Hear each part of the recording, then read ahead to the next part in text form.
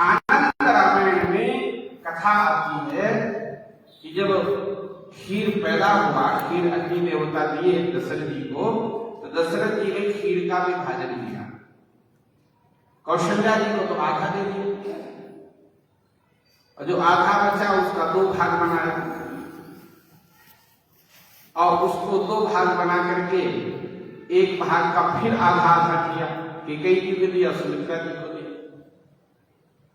एक भाग बचा था, फिर उसका 2 भाग किया और कौशल्या जी और कैकेयी जी का हाथ रखवा करके सुमित्रा जी को दे दिया।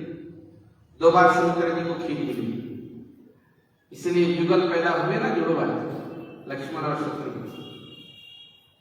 तो जब कैकेयी जी को दिया गया तो कैकेयी जी रोने लगे। बहुत से मनुष्यों का स्वभाव होता है रूठ जाना, छोटी छोटी बातों पे रूठ जाना, रूठ जाते। अब कैकेयी रूठ गई, हमको कम मानते हैं, कौशल्या जी को आधा दे दिए, हमको कम दिए, आंसू बहाने लगे। ये शिक्षा है, प्रसाद मिलते ही उसका एक कण अपने मुख में तुरंत डाल देना चाहिए।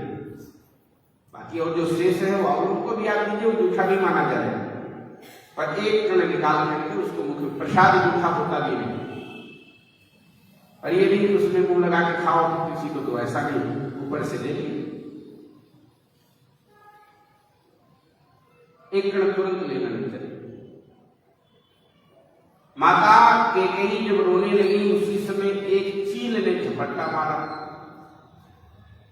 और वो चील लेकर के वो जो पायस की कटोरी थी उसको आकाश में उड़ गई।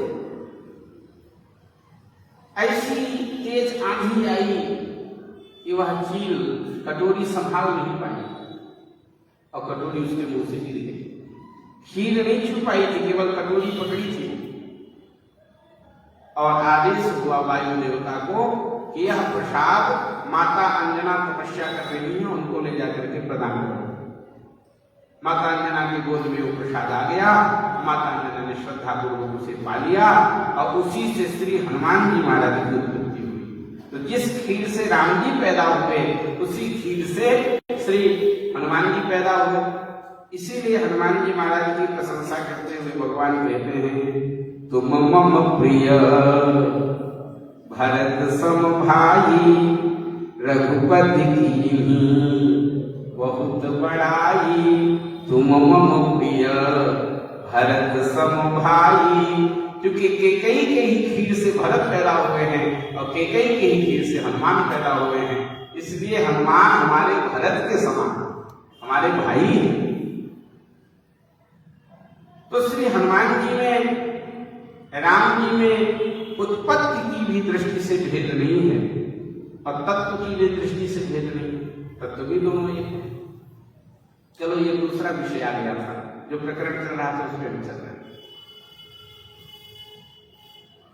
तो या तो शिव नाम जापक है या तो फिर विष्णु नाम जापक है, दोनों जापकों के लिए ये सनत कुमार भगवान आदेश दे रहे कि इन दोषों से बचिए। आप जो जब कर रहे हैं उसका फल आपको तभी मिलेगा जब आप इन दोषों से बचेंगे। इसमें सबसे पहला दोष है संतों की निंदा, संत की निंदा। अब संत कुछ तो वेश से संत है, कुछ समाज में लोग, जैसे हम लोग बढ़िया नीला पहन लिए तो साधु लगने लग जाते हैं, लेकिन ये केवल बाहर से संत है। तो बाहर से जो संत है उसका भी हमको तिरस्कार नहीं करना है। वेश का साधु है उसका भी बंधन करिए, और जो अंदर से साधु है, वेश साधु का वेश नहीं है पर साधुता है, उसका भी हमें तिरस्कार नहीं करना चाहिए।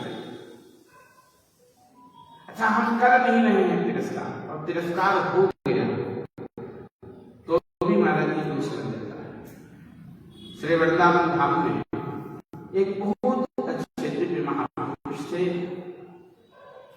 उनका उनका नाम था श्री हरिराम व्यास। बहुत प्रसिद्ध है श्री हरिराम व्यास जी।